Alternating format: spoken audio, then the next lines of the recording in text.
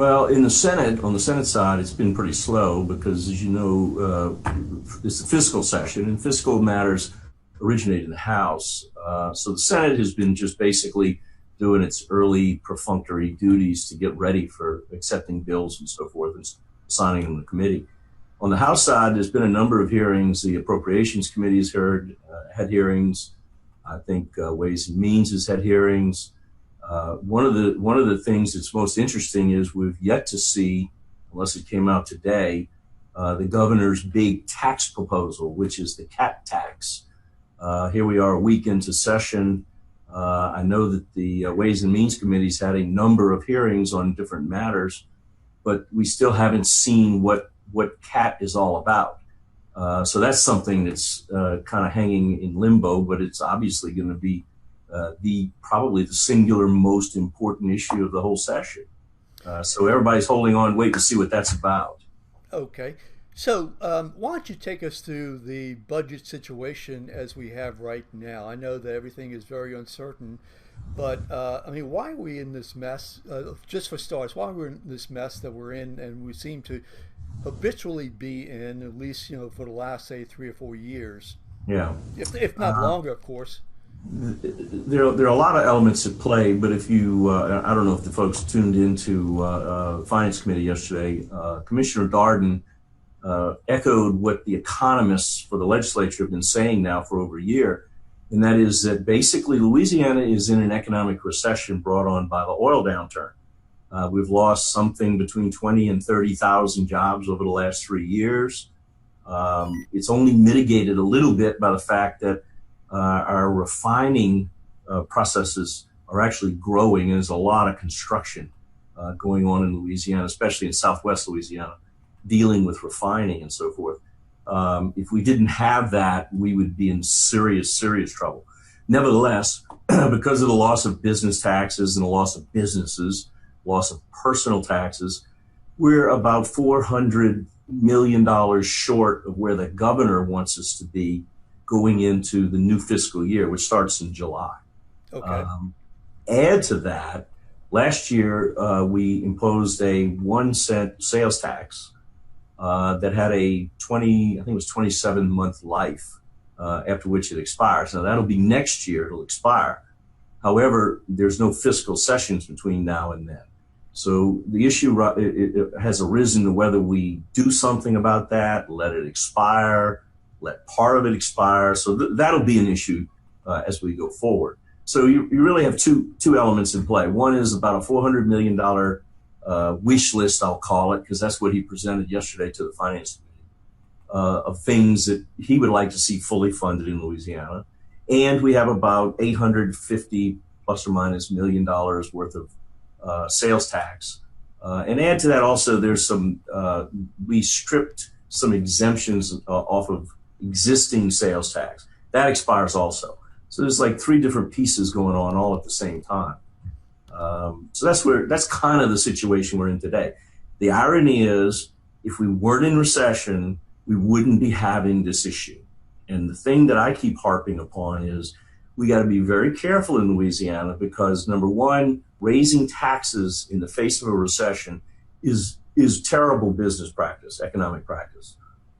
It tends to run businesses away, it tends to cost jobs, and it tends to exacerbate the recession we're already in. That's number one. And number two, if we do raise taxes that continue on and on into the future, and then we recover from this recession, in effect, what we will have done is created a growing stream of revenue that will grow government beyond where we are today. And if you look at the statistics published by the Census Bureau, Louisiana, when the local and state spending is taken together, and that this does not include federal spending, just local and state, Louisiana is the highest per capita spending state today in the face of a recession and with this so-called fiscal cliff.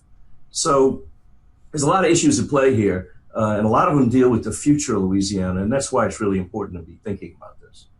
Okay. Now, if anybody has a question above my head here on this video, there's a U.S. toll-free number you can call with a meeting ID, and we'd love to hear from you. If you have a question, if you want to make a comment, if you agree, disagree, whatever it may be. So we'd love to hear from you.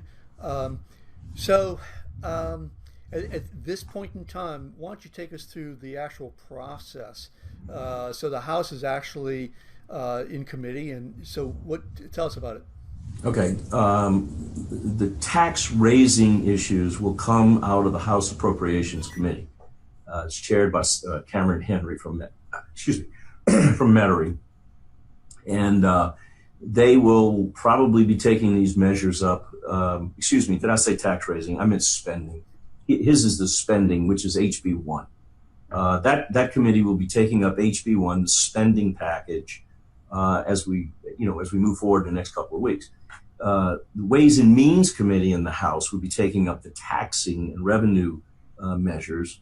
That is Neil Abramson, who is from New Orleans. He's chairman. And they, like I say, they've already had some hearings, but they haven't taken any action yet on, I think they have about 120 tax bills that are going to come out of that. Of course, then once those bills, either tax or spending, get through the committee process, they go to the floor. And of course, the House has to vote on them. And then they finally work their way over to the Senate. Now, in the Senate, I'm on the Finance Committee. We are just basically doing hearings while we're waiting for that, for HB1. But our Revenue and Fiscal Affairs Committee, which is J.P. Morrell chairman, they have a number of bills dealing with exemptions and credits, something that we really need to look at. And J.P. and his folks are going to be starting with those, I'm sure, as early as next week to try to get those moving. So there's a bunch of processes here, but the real action is in the House, and it's focused on those two committees. Okay, as we talk right now, I'm just looking at some things on Twitter, specifically hashtag LEG. And let's see, this was April 11th. Representative Ted James says, first day of Ways and Means and the rhetoric is flowing. I'm committed to having an honest conversation with the people of Louisiana. And let's see, I'm just looking at just one or two others. Here's one. It's called Smart on Crime Louisiana. Criminal justice reform will save taxes and make Louisiana a safer place to live and raise a family. So in terms of what you're looking at for this session, what are you particularly following? Well, that's a whole different package, the criminal justice reform. I started out talking about the fiscal issues, but we do have 20 so bills that will be filed or have been filed dealing with criminal justice reform. It's a very complex, complicated situation. If all the bills were passed, the projection is Louisiana would save about $300 million over 10 years. So that's somewhere, it's been projected somewhere between 15 and 30 million per year. Now, the promise is that about 50% of that money would then flow back into projects dealing with the folks who either have been convicted or have been finished their jail sentences, to try to prevent them from reoffending. Things like drug courts, things like probation, all the issues related to trying to help these people find a meaningful place in society. One of the big concerns, quite frankly, of mine is there's really no way to guarantee that money does indeed stay in that process, that 50%. Even if 50% is enough, because it'll go back into the general fund and it'll be subject to appropriation like every other pot of money in the general fund. So that's a big concern. Is there any way to assure ourselves that the rehabilitation portion really is funded and then funded into the future, not just funded today and then 2 years from now, a different legislature changes its mind? Another issue, and it really disturbs me and it's making me have great concern, is the public safety issue, frankly.